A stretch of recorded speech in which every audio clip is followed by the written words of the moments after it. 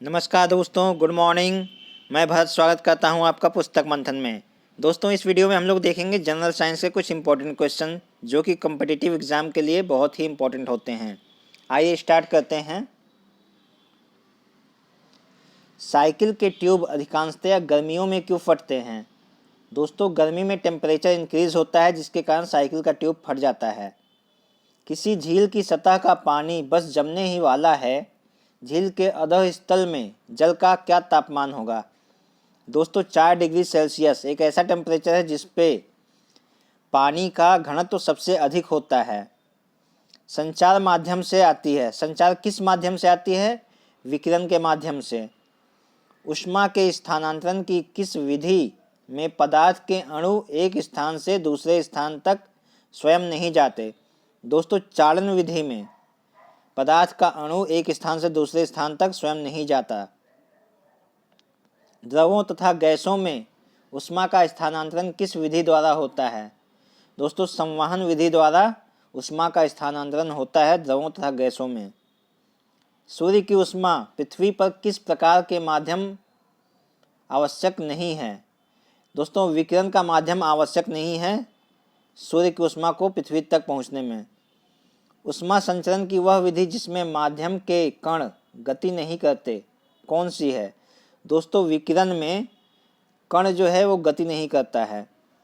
आणविक संगठन के द्वारा ऊष्मा का संप्रेषण क्या कहलाता है? दोस्तों, संवहन कहलाता है। सूर्य विकिरण का कौन सा भाग सोलर कुकर को गर्म कर देता है? अवरक्त किरण। सूर्य विकिरण का कौन सा भाग अवरक्त किरण जो है वो सोलर कुकर को गर्म कर देता है। धूप से बचने के लिए छाते में रंग संयोजन कौन सा सबसे उचित है? दोस्तों, ऊपर में सफ़ेद रंग होना चाहिए और नीचे में काला रंग। ये धूप से बचने के लिए सबसे संयोजित रंग चयन है। किस विधि से ऊष्मा स्थानांतरण को न्यूनतम करने के लिए थर्मस फ्लास्क की दीवारों पर कलई की जाती है? दोस्तों, विकिरण की विधि के द्वारा। किसमें सर्वोच्च विशिष्ट ऊष्मा का मान होता है? जल में सर्वोच्च विशिष्ट ऊष्मा का मान होता है। शुद्ध पदार्थ में कोई अन्य पदार्थ मिला देने पर उसके गलनांक पर क्या प्रभाव पड़ता है?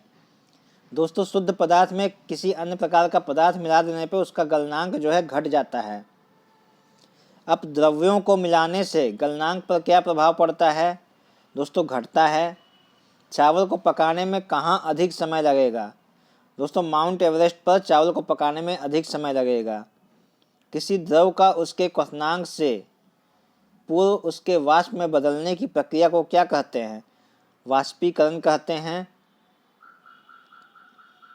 आंतरिक ऊर्जा की संकल्पना ऊष्मा गति की किस नियम से मिलती है? दोस्तों, ऊष्मा गति का प्रथम नियम से मिलता है आंतरिक ऊर्जा का संकल्पना। किस वैज्ञानिक ने सर्वप्रथम बर्फ के 2 टुकड़ों को आपस में घिसकर पिघला दिया? दोस्तों, डेवी नाम के वैज्ञानिक थे जिन्होंने बर्फ के 2 टुकड़ों को आपस में घिसकर पिघलाया था। वाष्प इंजन में उबलते हुए जल का तापमान किस कारण से उच्च हो सकता है? बॉयलर के अंदर उच्च दाब होता है, इस कारण से वाष्प इंजन में उबलते हुए जल का तापमान उच्च हो सकता है। ताप युग्म तापमापी किस सिद्धांत पर आधारित है? दोस्तों, तापमापी सीबेक के प्रभाव पर आधारित है। पूर्ण विकिरण उत्तापमापी किस सिद्धांत पर आधारित है?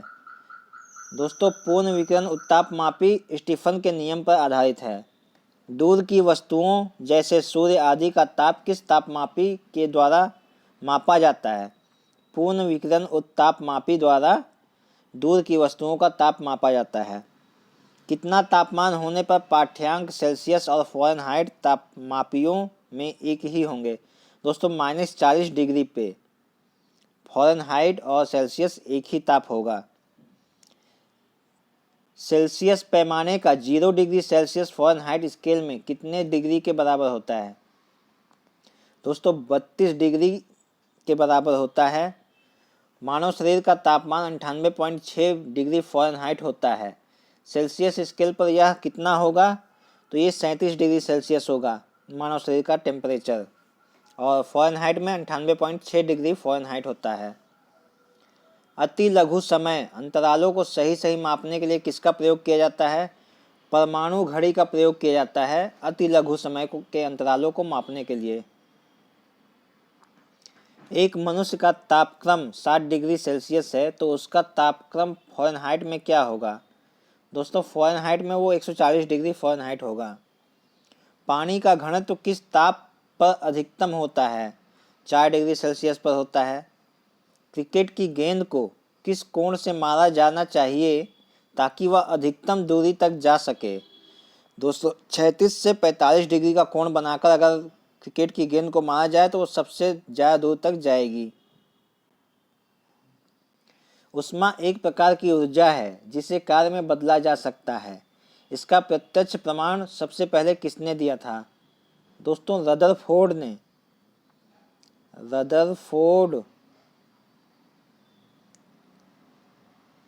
ने ऊष्मा का प्रमाण दिया था कि इसको ऊर्जा में बदला जा सकता है। दोस्तों इस वीडियो में इतना ही।